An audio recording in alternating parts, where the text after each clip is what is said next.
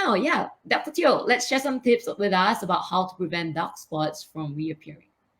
So, it's important to understand that why, certain individuals are more prone to getting dark spots as they get past a certain age is a combination of your genetics as well as your lifestyle. So in terms of your lifestyle, I guess if we can practice some safe, sort of management, sort of lifestyle interventions that would reduce our exposures to the sun, then it would be beneficial for us. So if you can avoid the sun from say 9 a.m. to 5 p.m. in a tropical country like Singapore, where we're right on the equator, we actually have 100% of the sun's harmful UV rays concentrated throughout a long period during the daytime. So I think, all these in an ideal world we would be able to implement. But on a personal, level, I feel if we can just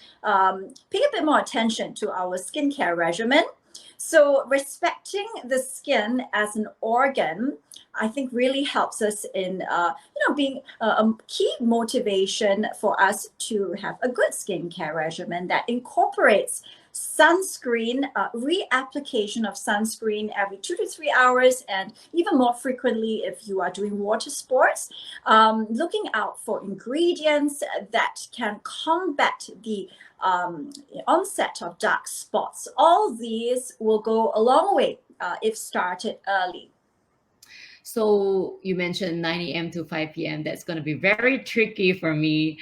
I think I will have to go for deterrence tips, like working on my skincare routine instead. Since we're all talking about skincare today, what is a good one in your opinion? What is a great skincare routine? So, in an ideal world, we would be able to do everything that is good for us. But realistically, we are looking at how to simplify your skincare regimen so that you can stick to it. It should also be intuitive. So you don't need to, say, look through a list every day before you know what to do.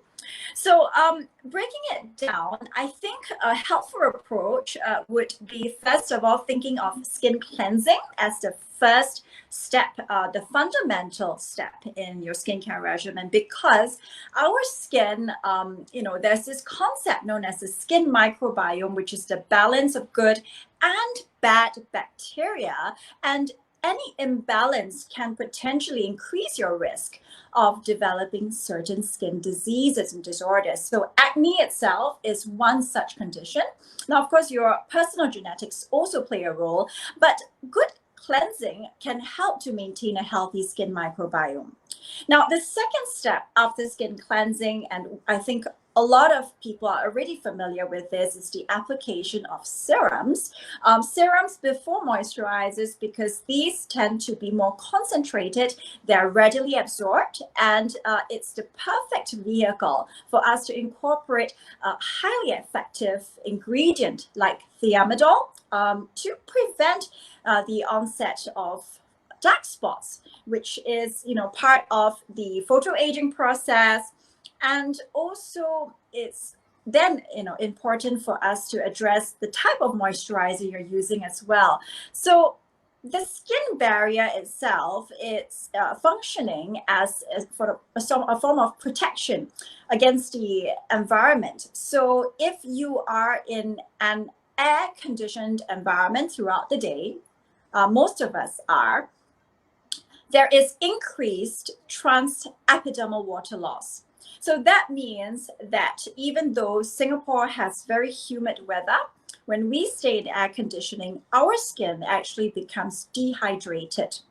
So this is the primary reason why, even if you have combination or oily skin, you need to use a moisturizer. So in the case of Eucerin Spotless Brightening Range, the key here is that they all have an effective vehicle to deliver skin moisture together with the active ingredient thiamidol.